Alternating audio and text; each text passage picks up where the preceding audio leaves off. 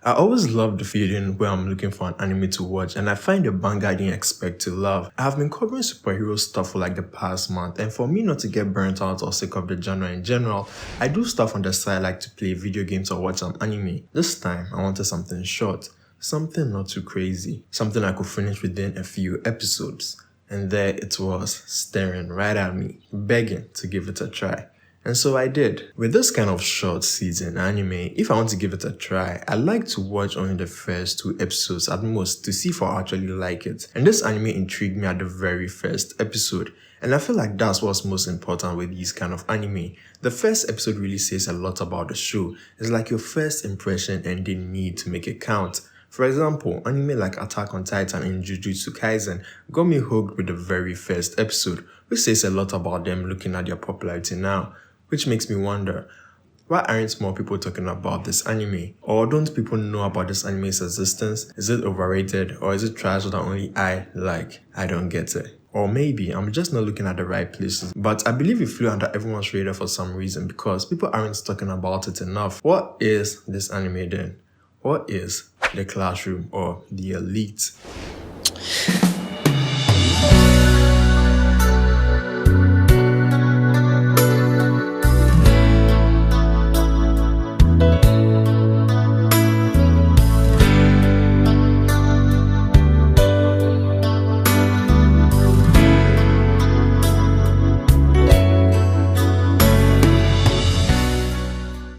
Anime takes place in the distant future in the fictional world of Japan, where the government has established the Tokyo Metropolitan Advanced Nurturing School, which is dedicated to instruct and foster the next generation of people that will support the country in the future. Our protagonist is the quiet and unassuming Kyotaka Ayanokoji. Ayanokoji is not your typical protagonist. He is silent, self-reserved, and quite reactionary. I'll explain why I said this later in the video. He just wants to live a normal, quiet life in the school, so he will come across as a boring guy at first, but what made him appealing to me was the fact that he knew this fact about himself. I blew it. His self-awareness. In the first scene, he speaks towards the audience and poses a question about equality. Specifically, are all human beings truly equal? Giving us a bit of insights to his beliefs and philosophies, or better yet, his intelligence. So, before he introduced himself in the class, he was able to deduce the type of people in his class and the role they will be playing moving forward. And being the kind of guy that he is, he began to contemplate on which personality would be best suited for him during his tenure in the school. But in the end, he went for boring, uninteresting Ayanokoji. This way, he gets to live a quiet life on campus, or so he thought. The beauty about this scene is that since our protagonist claims he is uninteresting, we get to see other interesting characters from his eyes. There are all kinds of people in this class. By their introductions and demeanor alone, you will see how well they fit in the class and what their role will be moving forward.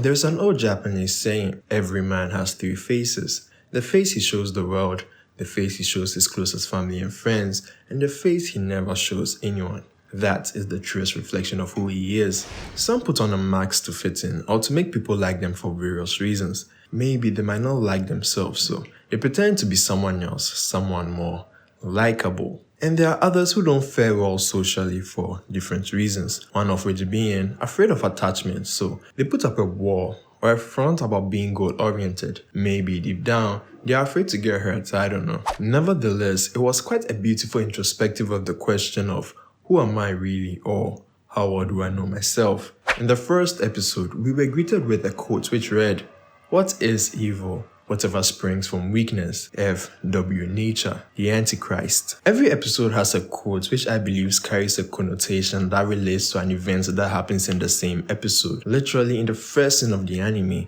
we are thrusted in a scene where morality comes into play. An old lady entered the bus and did not have a place to sit due to the fact that the bus was full, so she had to stand for the journey. A good Samaritan schoolgirl urged one of her mates to give up his seat for the old lady since it was priority seating after all, and it was the right thing to do.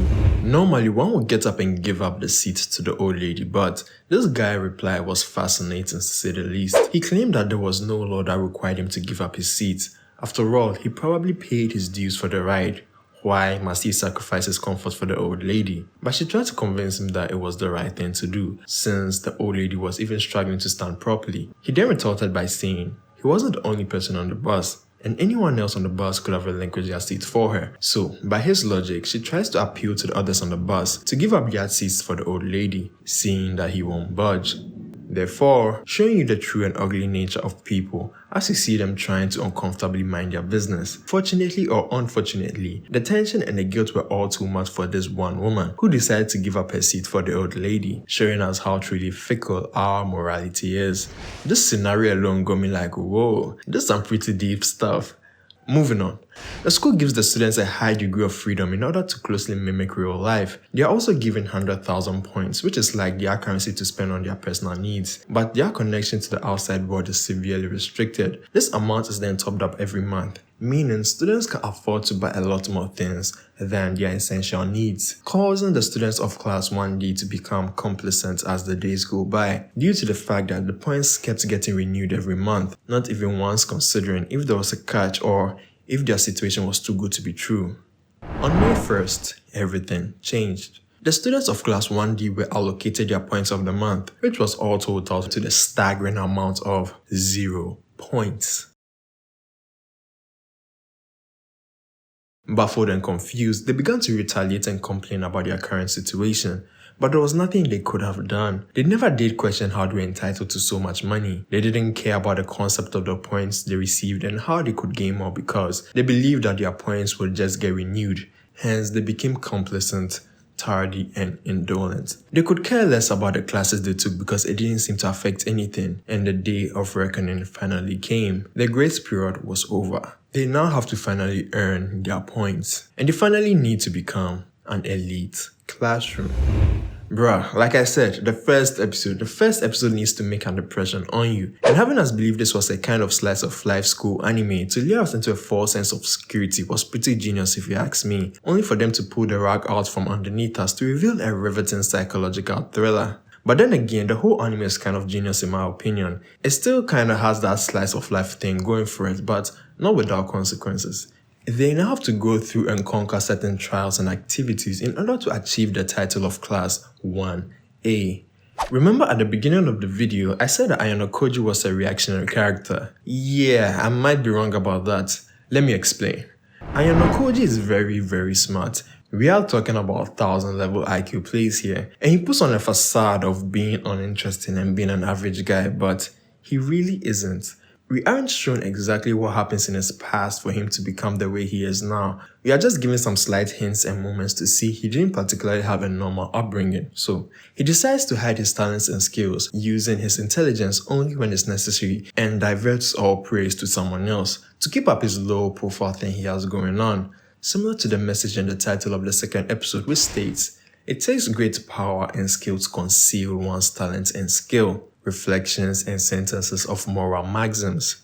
Or we could say he's using one of the philosophies in the 48 laws of power, particularly the first law, never outshine the master. Spoiler warning here because I want to touch on something I find fascinating about Ayanokoji, and if you haven't completed the first season or read the manga, you might get spoiled, so you can go and check it out and come back to the video when you're done. But anyway, here's a timestamp if you want to skip all that.